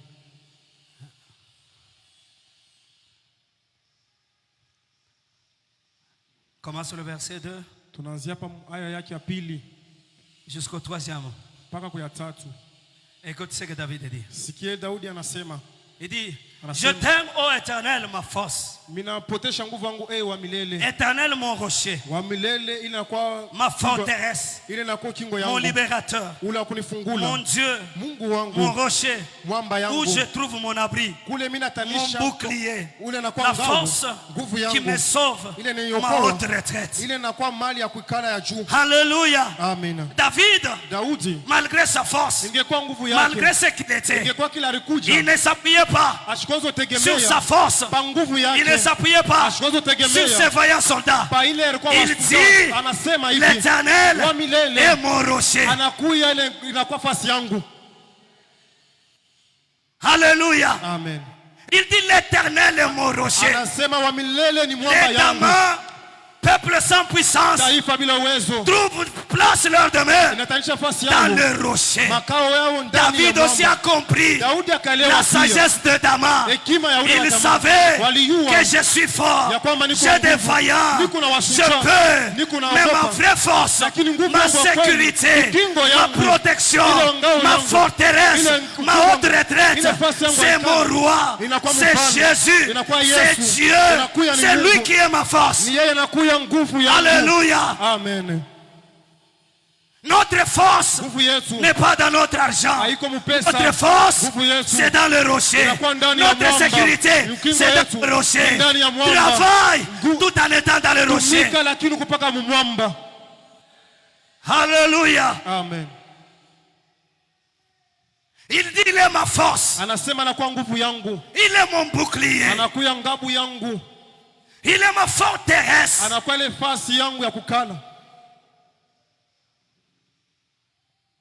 Travaille avec Jésus. J'ai dit travaille avec Jésus. Travaille tout en demeurant en Jésus. Shirilande.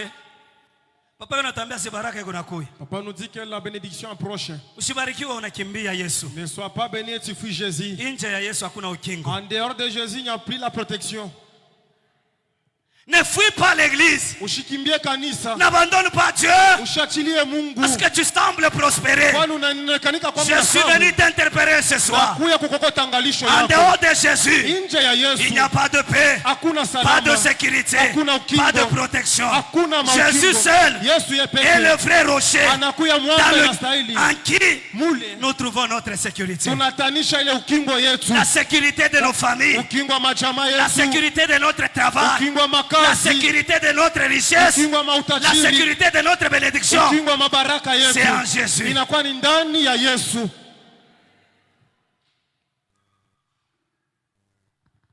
Alléluia. Amen. Est-ce que je parle à quelqu'un? Est-ce que je parle à quelqu'un?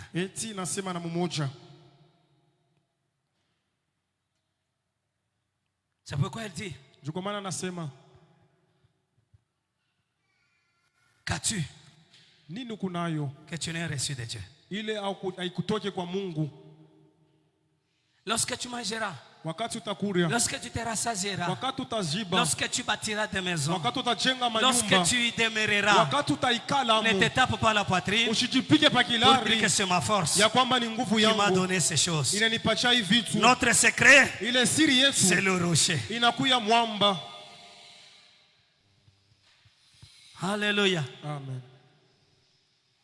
Alléluia. Amen. Il dit, l'Éternel est mon rocher, ma forteresse, mon libérateur, mon Dieu, mon rocher, où je trouve abri. Alléluia. Amen. Il a parlé de mon rocher, il reprend encore mon rocher. Anasema juu ya mwamba tena narudilia asema mwamba. Où je trouve mon abri. Mule mimi natanisha kujikifiniko. Où je trouve ma paix, ma sécurité. Mule mimi natanisha ukingo na salama. La Bible dit, Biblia inasema celui qui demeure sous l'ombre du Tout-Puissant, anaketi chini ya kimvuri ya yule anakuwa juu ya yote. il demeure sous l'abri du Très-Haut. Anabaki chini ya kimvuri ya yule anakuwa juu ya yote.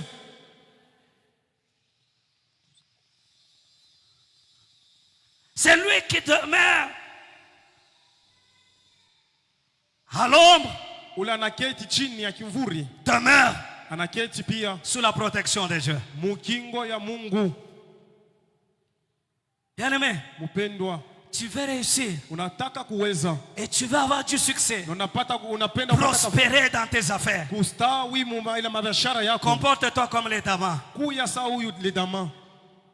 Sache que seul tel que tu es là, Yua kwamba peke yako vile tu es sans puissance. unakuwa bila uwezo. C'est pourquoi il dit, Ndio kwa maana anasema sans moi, bila mimi vous ne pouvez rien. hamutaweza chochote.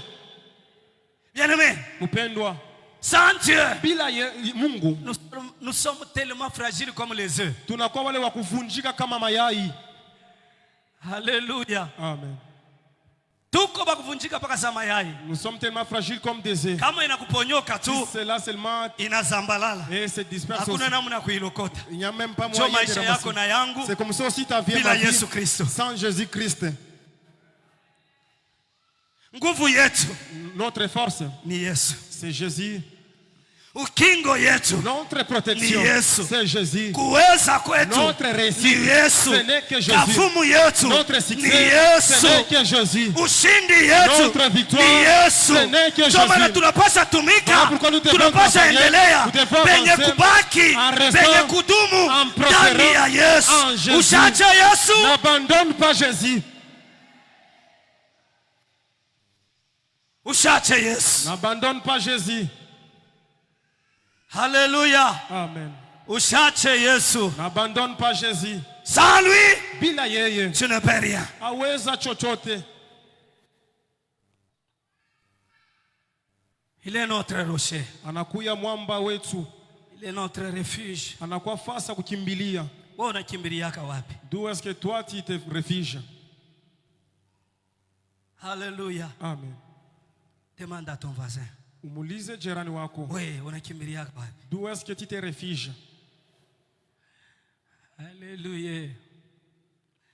Est-ce que tu peux acclamer Jésus? Et tunaweza uchapia Yesu mikono.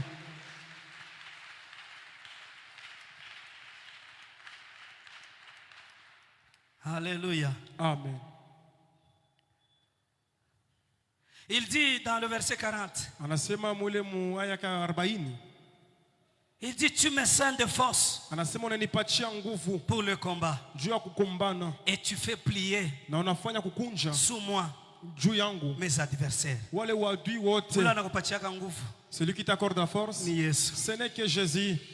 Alléluia. Amen. Alléluia. Amen. Psalm 28. Zaburi 28. Je crois que c'est toujours David. Nazania ni paka Daudi.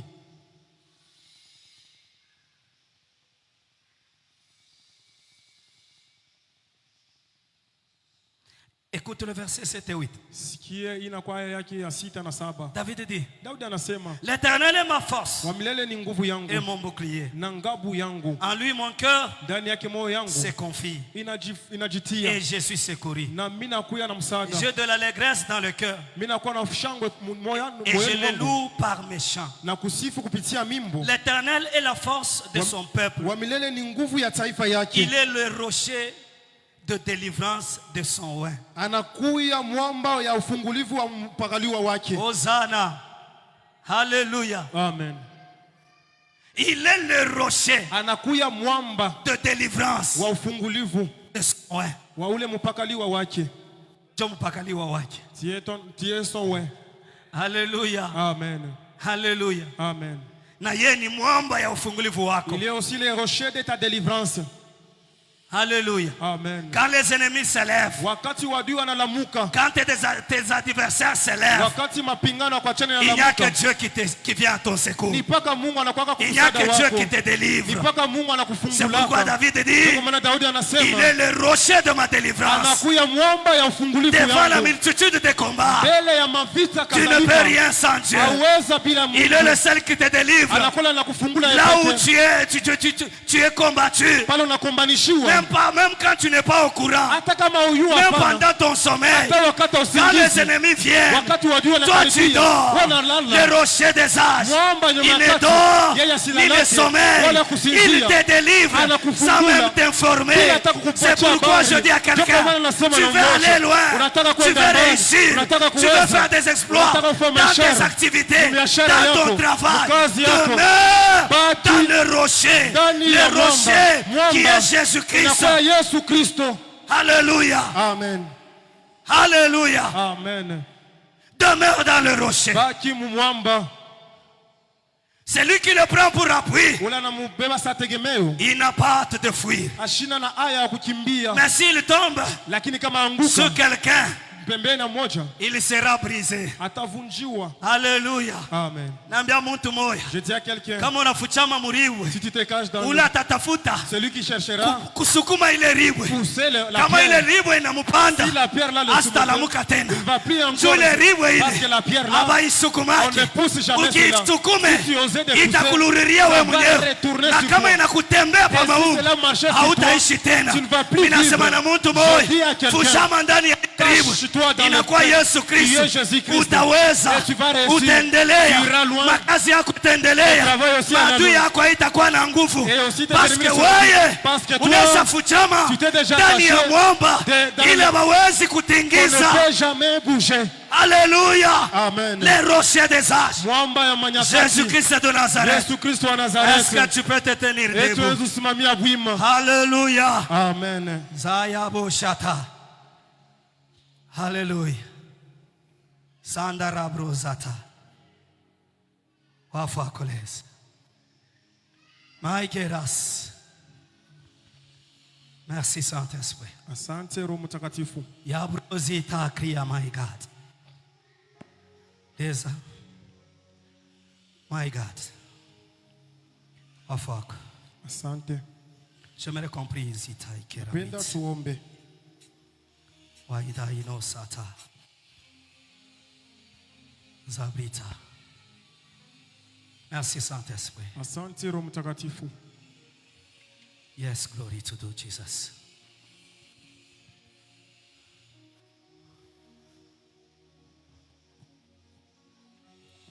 J'aimerais que là où tu es, tu disposes maida idosa. Napenda mali upo upate ujitayarisha. Sabritas.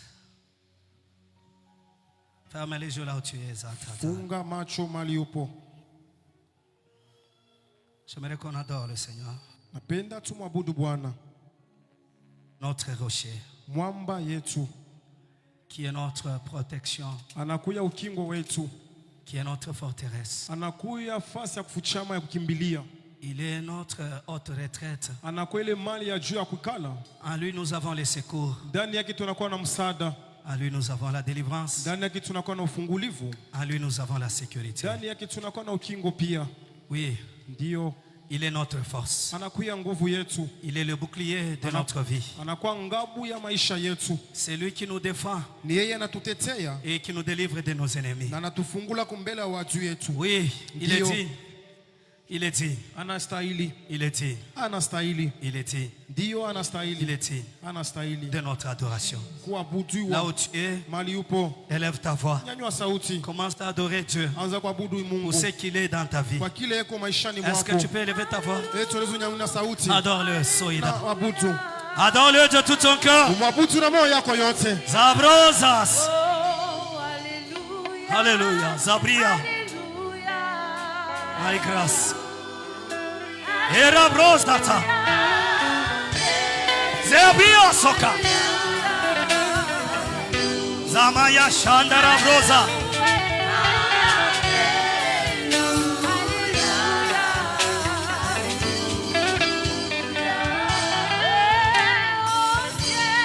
Yabosha. Au ciel, les anges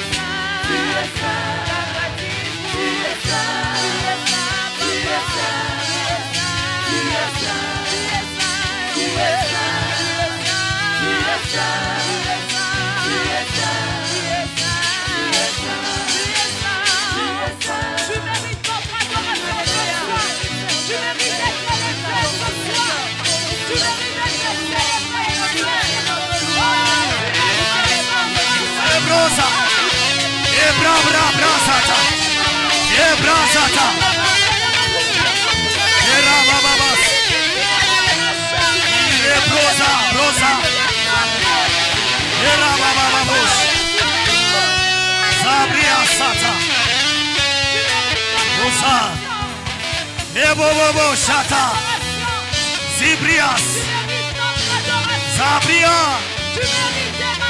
Erabrita, Zibrias Toma, Erabrita, Erabrita, Zabrarara, Zabrarara, Zabrarara, Erakrita, Erasonda, Ekita, Zamia Keras, Hosanna, Hosanna, Hosanna, Hosanna, Hosanna, Hosanna, Hosanna, Hosanna, Hosanna, Hosanna, Hallelujah, Hosanna, Hosanna, Erabrias, Zimaya Kerabrita, Erabosha Tata,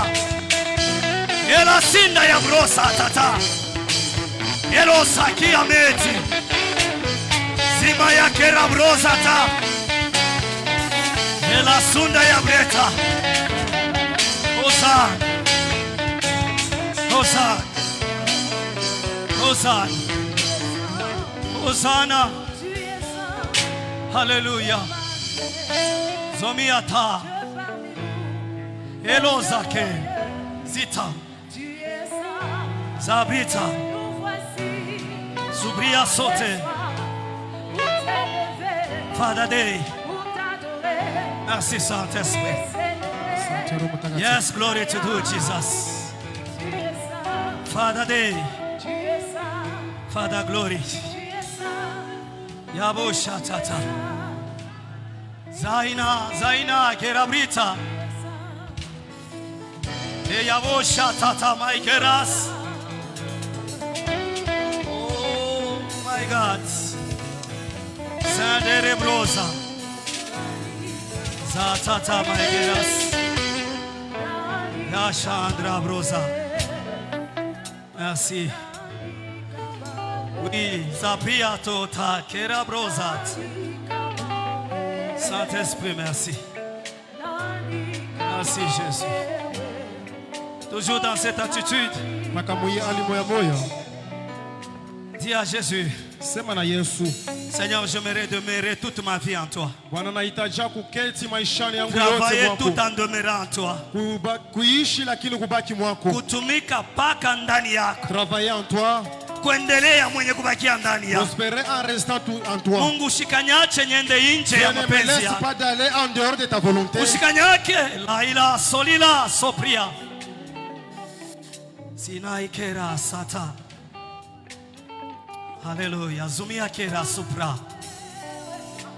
Zitata krozita. Zipromit. Est-ce que tu peux prier? Yesu unaweza omba. Dis à Dieu, j'aimerais demeurer toute ma vie en toi. Sema Mungu nataka kukala maisha yangu ndani Si yako. je peux prospérer, que je demeure en toi en prospérant. Kama nataka kustawi ni stawi, lakini Mungu mwenye kubaki Si je veux réussir, Seigneur, en réussissant, que je demeure en toi. Kama ni kuweza niweze, lakini nibaki paka mwako. Ne l'abandonne jamais, ne le quitte jamais. Usiniache kamwe na usiniachilie kamwe. C'est lui ta réussite. Ni yeye kuweza kwako. C'est lui ta sécurité. Ni yeye ukingo wako. C'est lui qui peut protéger tout ce que tu peux. Ni yeye anaweza ukinga yote unaweza kuwa nayo. Est-ce que tu peux prier? Yote unaweza kuomba. Prie bien. Omba vile nastahili. Prie bien. Omba vile nastahili. Il est là. Il t'écoute. Anakusikia. Il t'écoute. Anakusikia. Prie bien ma soeur. Omba mzuri mama. Prie bien mon frère. Omba mzuri ndugu. Au nom de Jésus. Zabra la sota. Oui maya geras. Zabrias. Ne murmure pas. Usinonenona pa. Prie bien aimé. Omba mpendwa. Prie bien Zopra. Omba mpendwa. Il est là. Yeye yuko hapa. Je te dis qu'il est là. Nasema yuko hapa. Il t'écoute. Anakusikia. Il t'écoute. Anakusikia. Je le sens. Namusikia. Je le sens. Namusikia. Je le sens. Namusikia. Je le sens. Namusikia. Il est là. Eko hapa. Il ne t'abandonnera pas. Sitakuachilia Et il ne kamwe. veut pas que tu l'abandonnes. Zabra la sokra. Zima ya kerabrita. Era bria sota. Zamia kerabrita. Demeure en Jésus. Baki mwa Yesu. Demeure en Jésus. Keti mwa Yesu. Demeure en Jésus. Keti mwa Yesu. Alléluia. Quel que soit ce qu'il fera de toi. Ingekuwa yote atafanya juu yako. Quelle que soit la prospérité. Ingekuwa kustawi atafanya. Quel que soit le succès qu'il te donnera. Ingekuwa mfuma Quelle atakupatia. que soit la réussite qu'il te Ingekuwa donnera. mawezaje atakupatia. Demeure dans le rocher. Baki ndani ya mwamba. Demeure dans le rocher. Baki ndani ya mwamba. Yabosh. Erabria. Zama mama shandara brosa. Zabria keras. Ozal. My geras. My geras. Merci Saint-Esprit. Merci Saint-Esprit. Zopriat. Zipriaso. Ozal. My gerabritas. Merci Saint-Esprit.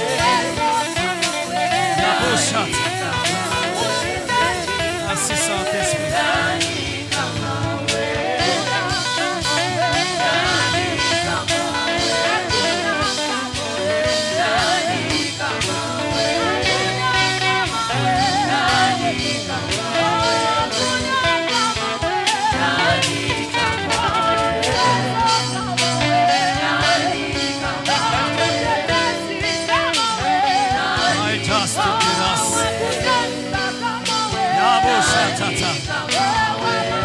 Merci. Merci Jésus.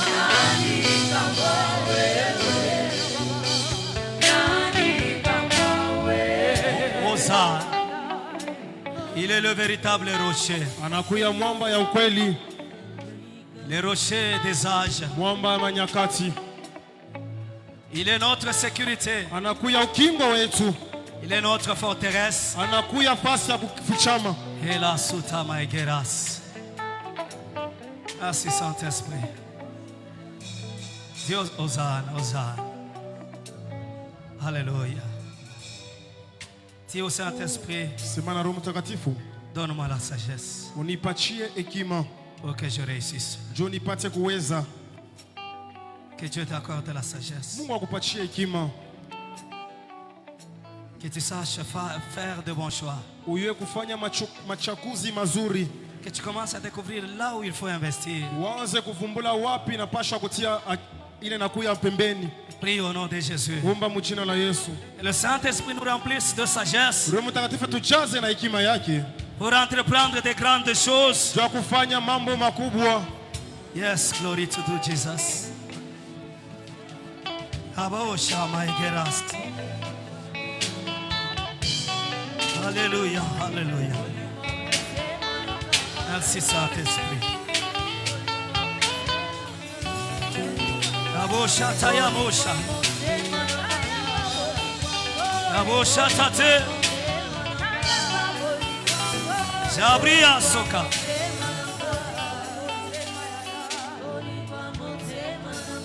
Ya boucha tate.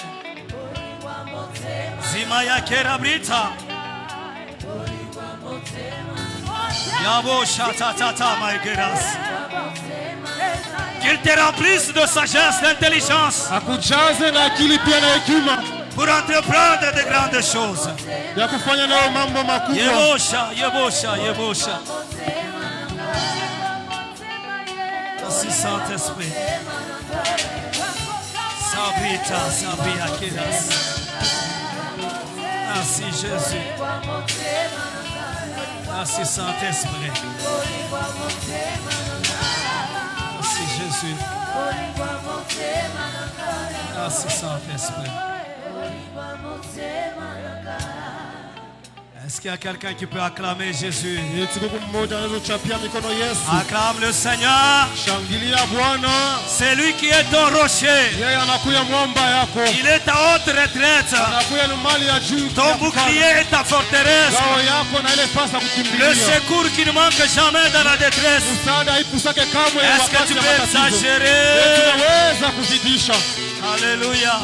Amen. Que Dieu nous bénisse. Nous pouvons nous rasseoir.